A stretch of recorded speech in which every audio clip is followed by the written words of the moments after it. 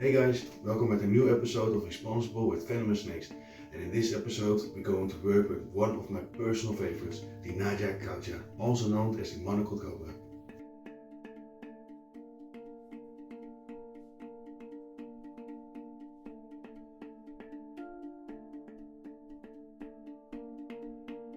The monocled cobra is a beautiful species which can react very calmly, but no matter what, I'm always wearing the Venom Defender gloves from Snake Professional. So now we're gonna have a look about how to get the snake out of the enclosure. Calmly I'll put the hook on the mid body, or I lift up the third part of the body so I can put the tail out of the enclosure and lay it in my gloves. I grab the snake but I never squeeze, because this can make the snake feel threatened and then things can go wrong. This snake demands respect, and everything I do really calmly.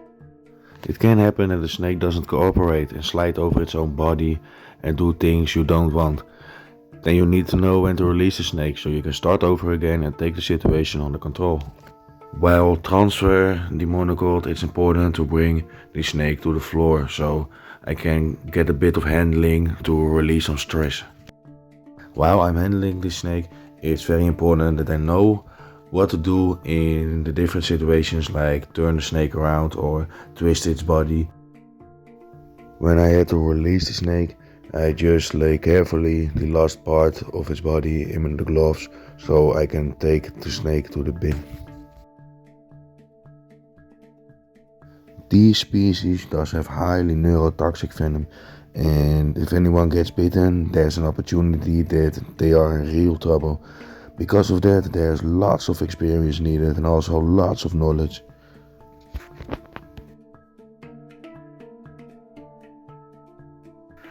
The monocled isn't a real spitter, but sometimes they do spit.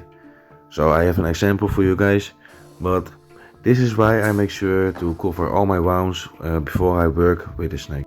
The snake does react on movements, so when I'm working with the snake, I do have to be careful with the movements I make and the steps I'm making. Also, I can make the snake hood up, but normally I don't do this because the snake doesn't like this contact. But if I'm doing it, I'm doing with the last part of the hook, so I'm not directly in the bite range of the snake.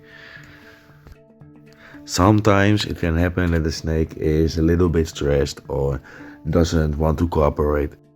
So here's a perfect example of a snake who doesn't cooperate when I was trying to get him inside of the bin, because the snake comes directly out of the bin. I had to remain calm, and you need to know how to work with the hook and what the right moment is to get the lid of the bin, so you can work two-handed to get the snake captured and had the situation under control. And of course I'll use with larger animals a larger snake hook so I can get myself out of directly bite range.